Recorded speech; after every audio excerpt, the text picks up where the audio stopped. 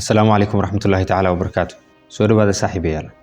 Muuqaalkan wuxuu dhamaystir u yahay mowduucii hore ee aan idinkula wadaagay application muhiim u ah ardayda.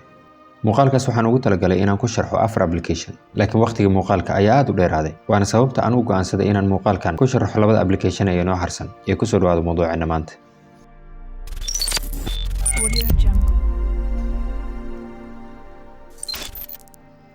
soo dhawaada mar kale. Magacaygu waa Maxamed Cabdullaahi. waxaan halkan ku soo gudbiyaa mowduuc ka hadlaya waxbarashada, horumarinta nafta iyo qisooyin. applicationka saddexaad ee aan rabo inaan idinkaga faa'iideeyo waxaa lagu magacaabaa Keep Note. Appkan inta badan telefoonada Android-ka ku shaqeeya waa uu la socdaa. haddii uusan la socon telefoonkaaga, waxaad ka heli kartaa oo aad kala soo degi kartaa Play Store-ka ama App Store-ka. sidoo kale waxaad ku isticmaali kartaa kombiyuutarkaaga. waxaa jira applicationo badan oo la mid ah appkan, laakiin aniga shakhsiyan appkan ayaan isticmaalaa. aad ayuuna ku anfacayaa haddii aad arday tahay iyo haddii aad macallin tahay intaba. adiga oo ku qaadan kara noodka cashirka isagoo qoraal, sawir iyo codba ah. haddii aan gudaha u galno applicationka Keep Note, sida aad arkaysid sidan ayaa ku soo muuqanaysa. halka title-ka ku qoranta waxa ku qoraysaa noodka aad rabto inaad ku qaadato, ciwaankiisa ayaa halka ku qoraysaa. tusaale ahaan cinwaanka maanta. halka marka noodka ku qoranta waxa ku qoranaysaa noodkaagii. haddii ay noqoto cashirkii macallinka uu sabuurada saaray, haddii ay noqoto nood gaaban oo sidoo kale macallinkii uu boardka ama sabuurada ku qoray ayaa ku qoranaysaa. okay, waa iska tusaale hadda waxaan aan qorayo. adiga marka noodkaagii ayaa halka ku qoranaysaa markaa. sidoo kale halkan hoose colorska ayaa ka bedelan kartaa. sida u jeedid colorka rabtaa saaran kartaa. waliba noodska haday badan yihiin mid walba color u samayn kartaa. qaybta hoose ee background-ka ku qorantaan sidoo kale background-ka dambe ayaa bedeli kartaa. presetyo ayaa ku jira ama template ayaa ku jira ayaa saaran kartaa. meesha kale ee plus-ka ku qoran tahay marka aad taabato waxa arkaysaa inaad ku qaadan karto sawir. marka kaamiradaada inaad sawir ku qaadan karto, sawir mobilka kugu jira inaad noodka ku soo darsan karto. tusaale ahaan sawir inta kaamirada caadiga ku qaadid noodkii oo kale, tusaale ahaan sawir macallinka sawir oo kale inaad sawir ka qaadatid oo ku soo darsato kale. drawing waxa waaye inaad adiga wax ku qorto. haddii mobilkaaga uu mobilada qalinka lagu isticmaalo hadduu yahay oo kale, ama fartaada xataa inaad nood yar ku qoran karto. haddii aad computer ku isticmaalaysid sidoo kale, hadduu computerkaaga touch screen yahay, gacantaada inaad wax ku qoran karto ama aad sawir ku sawiran karto. sidoo kale recording qaybtan waa qayb ayadana muhiim ah. waxaa ku record garaysan kartaa ama aad ku duuban kartaa lecture-ka ama cashirka uu macallinka jeedinayo. xiisadaas oo dhan cashirka macallinka uu qaadanayo waa record garayn kartaa, waa duuban kartaa. sidoo kale adiga ayaa wax ku duuban karo. haddii aad macallin tahay ama aad arday tahayba waa ku duuban kartaa, nood ayaa ku duuban kartaa, ama cashir ha noqdo ama wuxuu rabo ha noqdo. sidoo kale halka ugu hooseysa ay ku qoran tahay tick box-ka waa muhiim iyadana. si aan u faahno muhiimadda ay leedahay tick box-ka, page cusub aan soo furnaynaa. page-keena cusubna waxaan ugu magac daraynaa muraajaco. tick box-kan wuxuu u shaqaynayaa as to do list oo kale u shaqaynayaa. inaad list samaysato, listkaas aad midba mar haddii aad dhamayso aad iska saxdo oo kale. hadda waxaan tusaale ahaan u baxsanaynaa page-keena cusub. waxaan akhrinayaa 4 maado oo kale. maadooyinkii aan qoranaya marka English, Carabi, Biology iyo sidoo kale taariikhda.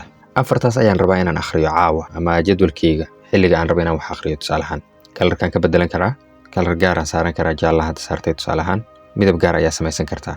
sida aad u jeedo marka hadda mid markaan dhameeyo, tusaale ahaan Englishkan dhameeyay, square-ka yar ama afargeeska ayaad dhexdiisa taabanaysaa oo kaliya. micnaheedu marka one checked item soo ma jeedid. Englishki waa akhrisay waa dhamaysay, hoos u ka galaya.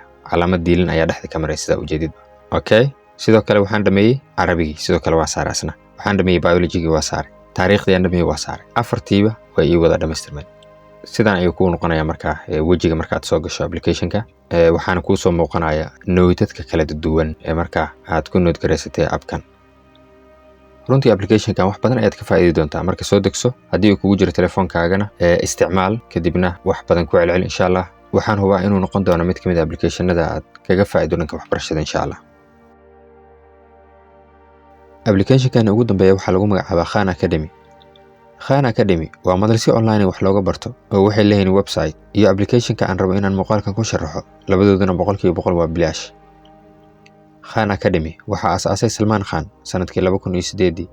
dabcan magacan Salman Khan kuguma cusba, waxaana macquul inaad hore u maqashay, laakiin Salmanka aan ka hadlayno ma ahan kan, waa kan.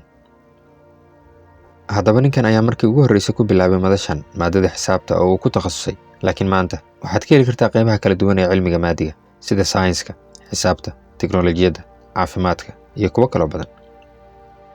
waxyaabaha aan ku jeclaado madashan waxaa ka mid ah in si isku mid ah ay uga faa'iidaysan karaan heerarka kala duwan ee ardayda kasoo bilow dugsiga hoose ilaa jaamacadda. Casharadan waxaa lagu sharaxayaa maqal, muuqaal iyo qoraal. haddiiba aad luqadda Englishka wax ku fahmi karto, waxaan kugula talinayaa inaad booqato Khan Academy oo aad iska diiwaan geliso. linkiga website-kana wuxuu yaalaa description-ka muuqaalkan.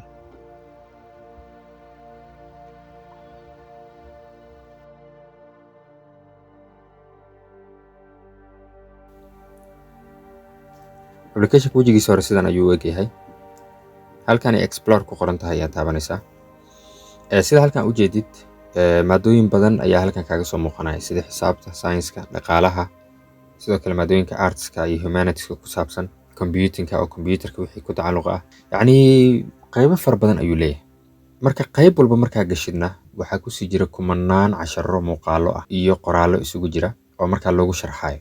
haddii tusaale xisaabta oo kale haddaan fiirino, early math review, first grade, second grade, third grade, fourth grade, yacni heerka koowaad, heerka labaad, heerka saddexaad. soo ma jeedid fasalka 8 oo kale hadda fiiri 8th grade, solving equations with one unknown waa aljabradii basickeeda hadaba. sidoo kale geometry-gii aljabradii bilowgeedii, algebra 1, algebra basics. marka mid walbo waqtiga ayaa aad noogu yar, anaga gudaha uma geli karno. marka mid walba gudaha u gal, muuqaalo iyo qoraallo ayaad markaa ugu tegi doontaa oo lagugu sharxay markaa maadadaas. sidoo kale science-ka waa lamid isna. middle school biology waa science-kii dugsiga dhexe waaye, ujeedaa. sidoo kale high school biology gudaha markaa usii gashay mid walbana yacni wuxuu leeyahay qaybo kala duwan ayuu leeyahay. marka haddii application-ka soo degso, gudaha u gal, si fiican uga bogo insha allah. runtii waqtiga oo nugu yar awgeed waxaan rabaa inaan isku soo gabagabeeyo. waa huba application-ka haddaad soo degsato gudaha aad u gasho in wax badan aad ka faa'iidi doonto insha allah. saaxiib yaal, mawduucana maanta intaas ayaan kusoo gabagabeynaynaa. waxaan rajeynayaa application-adan waxuuna aad ka faa'iidi doonto insha allah. haddii aad soo daawatay muuqaalkii hore iyo muuqaalkan oo aan ku sharaxnay 4 application, ila wadaag application-ka aad uga heshay isla markaana ku anfacay haddii aad isticmaashay. inta aan kulmi doono mawduuceena xiga. wassalaamu calaykum waraxmatullaahi wabarakaatu.